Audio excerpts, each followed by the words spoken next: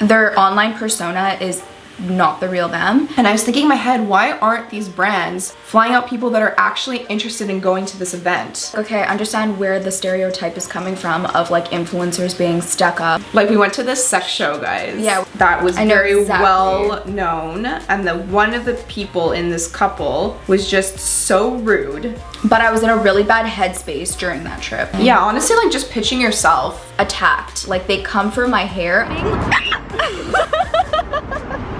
There's a bird like. Hey everyone. Welcome back to Tell Me Sis podcast. With your two favorite sisters, Alex and Kyla. We are here today with an episode all about social media, but mainly about brand trips, brand experiences, meeting other influencers, funny stories, all that kind of stuff. So it's gonna be really funny and juicy. Yeah, I made a little list on my phone of the things that I want to talk about just so it's a bit more organized. And before we get into it, I just want to quickly say, because I saw this comment on our YouTube, that these mics, if you're watching us on YouTube right now, these mics actually aren't connected to the camera. These are for the audio, so for the actual podcast. Because someone was like, I see you're holding mics, but the audio isn't like super crisp. Okay. But it's because these mics aren't, like they're literally like attached to a soundboard for the podcast version. So for those of you that are listening, the audio is a lot more crisp than the camera because the camera just also picks up like any static or whatever. We don't have like the most expensive equipment because it's thousands of dollars and we just don't have the money to invest in that right now. So we're gonna just jump right into it. Brand trips. This was something that we touched on in a previous episode, but I think it would be fun to go into more detail. So the first thing I wrote down are what are the point of brand trips? Okay, well, the point of brand trips is to promote the brand that's basically flying you out to whatever location or destination that you're going to. And the influencers are basically required to showcase the brand on their stories, in feed posts, maybe some TikToks, maybe a YouTube video, and they basically tell you like you have to tag us, use these specific hashtags. It's basically just marketing for the brand, and then on top of it, it's just good networking for all of these influencers as well. Yeah, it's kind of a two-in-one deal. It's definitely to raise brand awareness, but also, like you said, Kai, like for influencers to be able to network and also get content for their own personal feeds. And it's fun, but I think now with brand trips, I'm not seeing them as often as I did like 4 years ago, let's say. Yeah. I think brands are trying to figure out proper ways to do things because nowadays, when you see a brand trip, it's almost like the feedback isn't super positive. Yeah, it also changes so quickly. Like, yeah. Back in the day, I think it was Revolve was like the first big brand, at least that I realized, that takes a bunch of big influencers and travels around the world and they promote all the Revolve brands. Yeah. And everyone was loving it. But then with time, I guess, like the audience starts to realize like maybe it's not as authentic as they thought it was. It's all fake. Should they trust these brands? People started to get a little bit skeptical, so there was a lot of backlash. So maybe that's why brands don't do it necessarily as much. Yeah, it's a tough situation to be in because from a brand's perspective, like being able to do something like this is really fun because you get to connect with the followers like through the influencers, and because people that are influencers, typically their following is like it's genuine, right? Yeah, you follow someone because you like them, you feel like you could be their friend, and so if they're doing something that's exciting, usually people are excited about it as well. Yeah. So I understand like the whole point of them. I just think there's a tasteful way to do things. Like for example, the one that I recently went on with La Roche-Posay in France, that one was more of like an educational brand trip. Like we really learned about what the brand does. We went literally where they make all their products, how they're helping their cancer patients. We had a whole conference about it. Like it was different than any other brand trip I had ever been on. That was just like take pictures and look cute. Yeah. You know what I mean? Like this was not like that at all. And I think that sort of brand trip is really important. I actually did one with Lush years ago. We went to the factory in, I think it was Vancouver, and we saw how they made all the products. We actually went in and made some ourselves and like learned about all the ingredients, and to me that is really an amazing trip because you're learning and you're able to like, you actually feel a lot more connected to the brand as well. Exactly. When you're really behind the scenes, being hands-on, as opposed to just getting some free products and having to take pictures, look cute and stuff like that. And just going to like a location. Exactly. But then there's also different kinds of trips as well. Like there are trips that my friends and I would go on, like they're kind of brand trips. Like it's not a brand that would fly us out. It was a trip that we planned ourselves, and usually would like put our own money into with things, but then we would get some kind of brand to either sponsor some posts or whatever, so that like we could have a lot more outfits for when we were on this trip. Exactly, and then you kind of like, if they're paying you, it kind of covers the cost of everything that you paid for. But I find trips like that a lot more fun. Well, yeah, you get to do your own itinerary. You actually get to create the content that you want to create. And like in our experience, and you've been on these trips with me too, it's like you're actually promoting the place that you're traveling to, and you're saying like what you could do there versus just being on a yacht in like, you know, the Amalfi Coast. Yeah, you know, something like that. Yeah. That's not super attainable for like the average person. Yeah. So I think as fun as it is to do those luxurious trips, like once in a while, it's really fun. Like I don't know anyone that would say no to that if they were offered that. But it's like you need to have a good balance, because if you're only doing things where you're flying on private jets, going on yachts, and doing the most luxurious thing, unless that's your niche and that's why people are following you, you might lose touch with your audience. It's not as long term. Yeah. But that depends, right? Because there's people that just like want to see that. So it depends, you know? But anyways, that's like basically what a brand trip is. And then the next thing I wrote is, what is our favorite one? I've been on a lot of trips like with you and like friends and stuff that we've like organized ourselves. I've been on like, I think I can count on one hand how many brand trips I've actually been on. I really enjoyed going to Spain, like Barcelona and Madrid. Was that a brand trip for you? It was a brand trip. I brought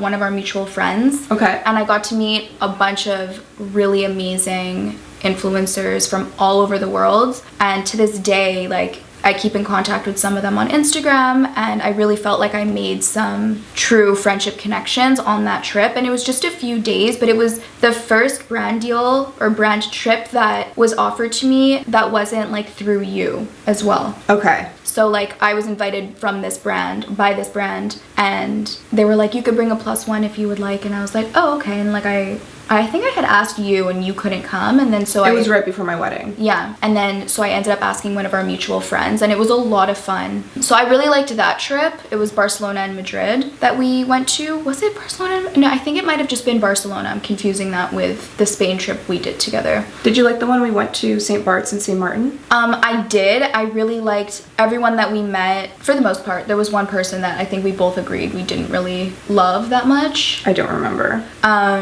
But I was in a really bad headspace during that trip. Okay, so it kind of ruined the whole vibe of the trip. Exactly. But the locations we went to were beautiful. All the people there were like 10 on 10, the nicest people, and like people that you wouldn't really expect to be so down to earth and funny. Like you see their social media, they're huge influencers, and they're very like, through their photos and videos, like you would think that maybe they'd be a little bit stuck up, but then you meet them in person and they're like the nicest people ever. But yeah, I was just in a really bad headspace during that time, so it kind of like, I wasn't able to appreciate everything as much. I think for myself, I mean, like I said, I really liked this most recent brand trip that I went on because I learned so much about the company. So I think that's probably really high up there for me. But I don't know, like it's so hard because I've traveled so much for like quote unquote work, but it wasn't brand trips because they were, like I said, they were kind of, we paid for a lot of things ourselves and we did what we wanted to do. So I think as just a brand trip, either one of the years of Coachella, like at the beginning, because it was so different and new and exciting, and the vibe was completely different than it is now, or the France one. Okay, the next one is meeting famous influencers and or celebrities and the stories behind them. So what's the tea? There's one trip that I can remember. I'm not gonna like give any details, but we were on this trip together and there was this couple there that was very well known, and one of the people in this couple was just so rude and disrespectful, not just to his partner, but like to everyone else and the brand. He was also, for lack of a better word, a complete doorknob. Like Kyla. he found out we were Canadian and he was like, so do you guys like have TVs in Canada? I remember him asking that, and he would never wear shoes. Yeah. It's just, well, whatever. Like, do we want? Like, if you don't want to wear shoes, that's fine. Like, maybe it's where you It was a little bit obnoxious, lived. though. Like, we were being taken to nice restaurants, and he, like, refused to put on shoes. Like, he was walking around barefoot. Yeah, it was kind of weird. Also, like, he just didn't, I don't know. For myself, and, like, my sister, too, is like this. We're invited somewhere, right? We want to be professional. We want to be really nice. We want to put on a good face. Not just for, like, I don't know, because it's fake, but because we're like trying to be nice people and trying to be we're also respectful. just raised to be like respectful. Yeah. People. So when we're in situations where people are not like that, it always takes me by surprise because I'm like, oh my gosh, why are you acting this way? Like, I just think in my head, I'm like, what are you doing? Yeah, but if they're doing it in the first place, obviously they're not embarrassed. No. And I mean, maybe because they're so big on social media, like, I don't know, there was another time I was on this trip and there was this like really, really popular influencer and she refused to like do anything with the rest of the group. She like didn't even want to pick up her stuff. Like she had an assistant there. She'd get her assistant to do everything. She was such a diva, and I kept thinking like, oh my god, how are you okay acting that way in front of people? Been a few influencers I've met, and it was just being around them. I was like, okay, I understand where the stereotype is coming from of like influencers being stuck up and rude. Yeah. All that to say, we have met really, really nice, smart people. Like that's not the majority. It always takes me by surprise because the influencers I've met who seem so nice online,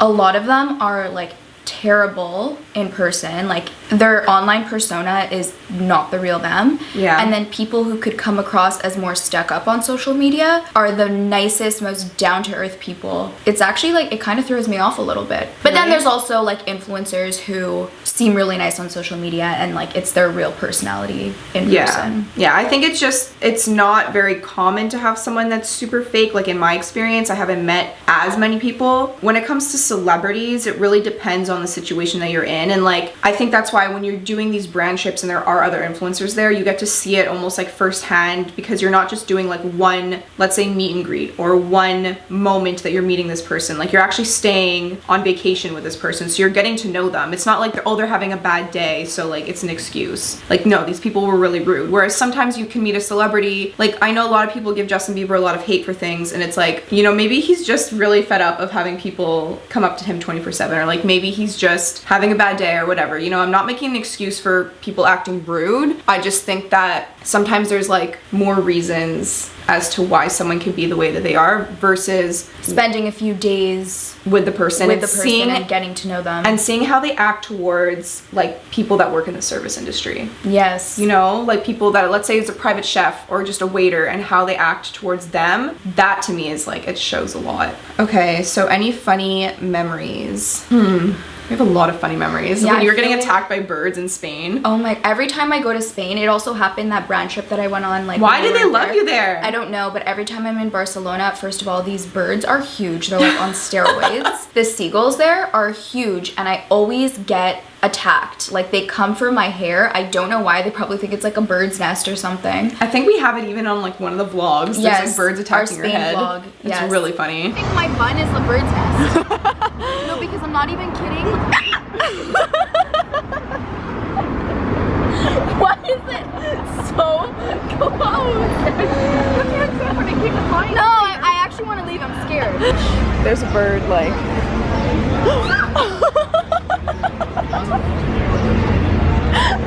I actually watched that video not too long ago and I was laughing. Yeah, there's lots of funny memories. I know like when we went to the red light district in Amsterdam. That was so funny. Like we went to this sex show, guys. Yeah, we went to like, also, we went to like one of the raunchiest sex shows. I know. There was like one moment I remember where I forget like what happened, what the person did, and like you and Tess just started screaming because you're like, ah! I know what happened, but can I talk about it? Maybe not. I don't want to get like banned off of like any platform that we're on. If you know what goes on at these sex shows at in the red light district in Amsterdam, like they do some really funny things. Yeah. And I was crying of laughter. That was like honestly such a fun moment. It's more like comical than sexy. Like they kind of like make it into like it's a show. Fun games and like well, the one that we went to where it was kind of like an auditorium, that was funny. And then we went to one that was almost like in like an underground dungeon. A big thing is Coachella. So Coachella, I mentioned earlier how it was pretty different back then than it is now. Obviously, I haven't been since 2018 because we boycotted 2019 because of how annoying it was getting. And then obviously the pandemic happened and it was canceled for like 2 years. The time that you went, was that 2018? It was 2017. 2017. Okay. That was like the first time for me where I started to notice a huge shift in like the way that things were done, because I started social media so long ago that the first year that I went to Coachella, it was literally, we were there for the music and we were there for the festival. Yeah. Every year that went on, it was more and more of like a show of people would go just to take photos at Coachella and just leave. They wouldn't even stay to watch any band. So it was like so weird for me to be in that situation where it's like these people are getting paid, literally paid to go to Coachella to take a photo and like not even appreciate it. Like it just seems so not genuine. And I was thinking in my head, why aren't these brands flying out people that are actually interested in going to this event and so that they can actually enjoy it? You know what I mean? Than someone that just like has a following that literally cares zero about the festival and just wants to go to the parties. Yeah, I actually really did not like Coachella. Like, it was like one of the trips that I went on that I was really like, I'm never doing Coachella again.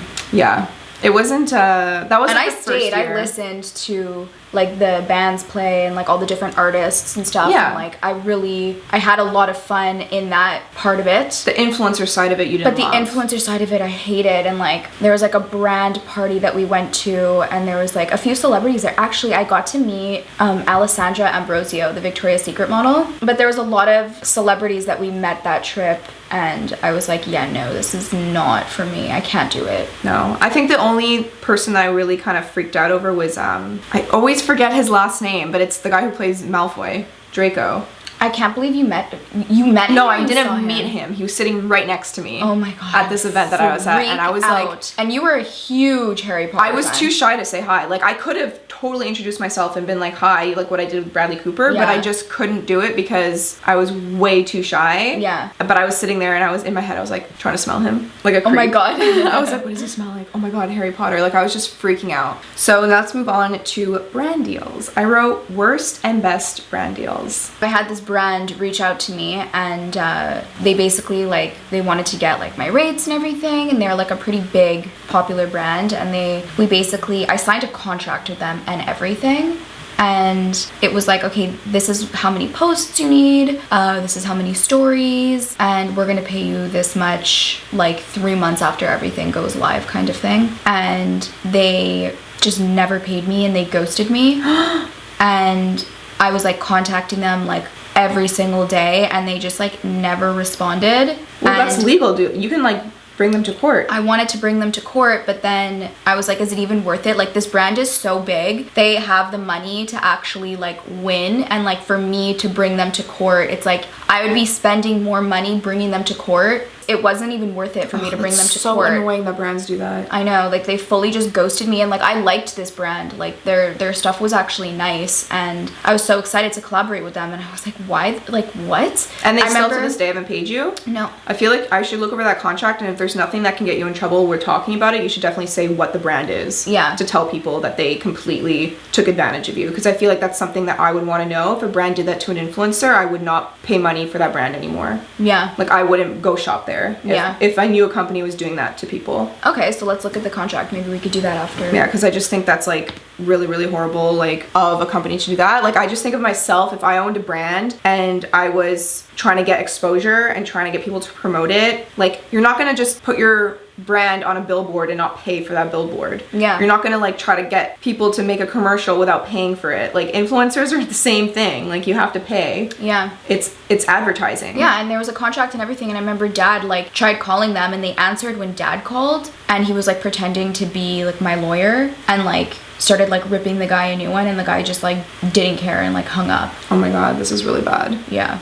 Okay, well I never had anything like that happen to me. Like I feel like that's really bad. For myself, it's just been like a brand that I have worked with in the past that like didn't have the best reputation, but I was like super new to influencing, and they were like, hey, try this thing out, and like if you like it you can promote it and I'll pay you like the X amount of money. And I was like, oh my god. And so I did it, and then I was like, and then I got all this backlash, and I was kind of like, like, okay, this is like a learning experience for me, you know, like I probably shouldn't be promoting this, but like at the same time, not that it's an excuse, but I was literally like one of my first contracted deals. So I had nothing to base it off of. I didn't know about influencing. Like nowadays you can kind of pick and choose who you're working with. But back then there weren't, like most brands didn't even pay back then. Yeah. So. And then what was it, best? Yeah, brand best. Experience? Okay, so I think for me, I have a few because there's a few brands like I absolutely loved working with. But I think honestly, like I always rave about them, but like La Roche-Posay just like taught me so much about how important it is to take care of your skin and also just about like skin cancer in general. So that was like a really awesome brand to work with because we would do conferences. Like I would go and like learn about their products online. And it was at the beginning, it was during COVID. So I like just learned so much and I really, really enjoyed it. So like to me, that's like something that I think is so positive that brands do. Like for example, I have this other brand deal that I'm going to be doing soon. It's not just like I got a brief, I got a contract, I signed it, I sent it back, whatever. It was like the company wanted to hop on a call with me and go over the brief and face-to-face talk about their product and talk about why it started and why they're passionate about it. And like to me, that's like so nice when brands do that because they're putting in the effort to like get to know you, get to be more personable. And so then I'm like extra excited to talk about this brand. I have a few favorite brands that I work with. 2 of them are smaller businesses in Quebec, and one is like a bigger brand, but I genuinely love all of their products. So the first one is Tatiana Rose Swimwear. I've collabed with her twice. She's, I think, Montreal based, if not Quebec based. It's a small business and she sells very like simple clothing outfits. She also has like some bikinis, and I just really genuinely like her stuff. It's very neutral, can't go wrong, comfortable. I wear her stuff all the time. And then I really like Nuda Canada, like the self-tanning company. They're cruelty free, like the products, like the ingredients that they put in their products are actually good for you. It's a Quebec owned business, like a woman owned business too. So is Tatiana Rose Swimwear. I just love their products and I love the way that the tan looks on me. And then the next thing is how to decide which brands to work with and how to connect with brands. If you are new to influencing, the best piece of advice is to actually purchase from the brands themselves and create content with them first. Like if you're very new to influencing, just to show what you can do, to start a niche, to show brands what the content looks like, you know? Because if you have nothing to back up and you're just like, oh, like I just want to work with you, I don't know. I always try to think in the perspective of the brand. So if like someone is reaching out to me and then I was looking at their, let's say, accounts, you want to see that like the brand aligns with the influencer. So like what the influencer kind of stands for, what's their niche, what are they posting, how's their personality online, do they have like an authentic audience. An audience. And it's also really good to have like a media kit or like a mood board kind of thing so that when you pitch yourself to them, they can like open up this link or document that you attach and like they could see all of your insights, so you don't always have to go and like screenshot every single time. It shows like the pictures of things that you post, the different categories of things that you talk about, just who you are as a person. And you could even like reach out to these brands through DM and just basically say, hi, I'm so-and-so, I'm based in this city, this is like my following, I would absolutely love to collaborate with you, I love your brand and everything you stand for, if this would be of interest to you, like let me know and we can talk further about it, kind of thing. Yeah, honestly, like just pitching yourself, you just fake it till you make it, honestly. Like, yeah, you just exactly. And do research on the brands too prior, because like even for me, I've had experiences in the past where I had a brand reach out to me that I already liked, I just didn't know much about that brand, and I've like done a collaboration with them and it's gotten backlash because there was things about the brand that I just didn't know about because I didn't do enough research. Now I'm a lot pickier with brands that I collaborate with. Yeah, it's tough too because like I'll give you a quick example. There's this one company that wants to work with Kyla and I, and like we're so open to working with this company because it aligns really well with just us and like our friends and everything, but it's a bit of a taboo subject, so it like kind of makes us hesitant because we're like, we don't know how our followers are going to react to something like this. I would be super comfortable talking about it on the podcast, but it was just like if we don't get our own creative freedom on Instagram, that's where I'd be like, okay, maybe it's a little bit like I would never post about this or like take a selfie with it for Instagram kind of thing, you know? I think it's just trying to be smart about like, this is our business, so we don't want to jeopardize what we have going on for like a paycheck, even if you really align with the brand. Do you know what I mean? Like, and we do align with the brand, actually. I actually did a lot of research on this brand, and I really like what they do. I know. It's more like you don't want to jeopardize that relationship you have with your audience. So like, it's a tricky situation to be in. It's not a horrible situation to be in. You don't want to do is, for example, there have been companies that have reached out to me in the past that have offered so much money, and I have said no because it's just not what I align with at all. And not only would it hurt my brand, it would just hurt my followers as well. So I'm just like, there is no way. I think with this company though, there's nothing taboo. Like, no, it is taboo. It is, unfortunately. Not really though. Like with all like the women empowerment nowadays, like I don't think it's taboo personally. Yeah, I just personally think it's not, but I just think online that it is. Depends. That's what I'm saying is like Instagram could be shown as like a little bit taboo, but like if we talk about it on the podcast, I don't, like, you're hearing our, like, if you're watching on YouTube, you see us talking about it. Yeah. Like, you hear, like, how passionate we would be about it. Whereas, like, through a photo.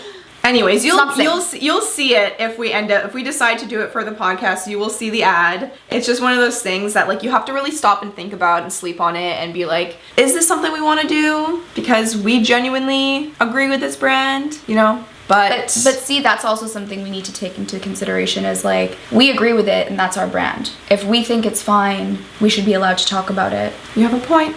And I really don't see there being any backlash.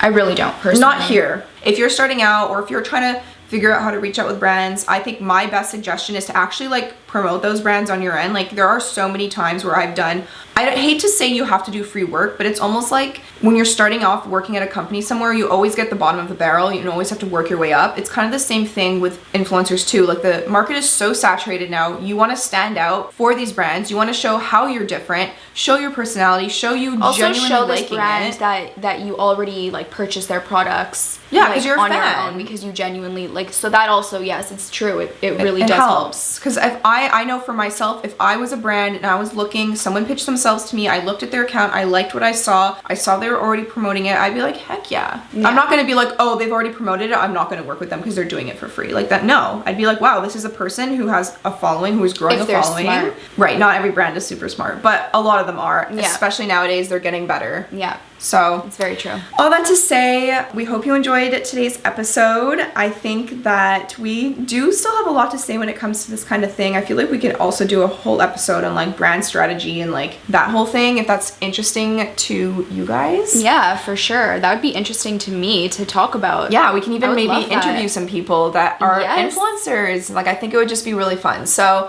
I hope you enjoyed, and if you want to give us a rating on Apple Podcasts and Spotify, that would be much appreciated. 5 stars to help us grow the podcast. And if you want to watch us on YouTube, we're there at tellmesispodcast, as well as TikTok and Instagram. And you can follow our personal pages as well, which will be linked. It's all linked below. Awesome. Thank you guys so much for listening, and we will speak to you in our next podcast. Like, how do we see end you next week? We need to have like an outro. Peace out, y'all. Peace. Bye.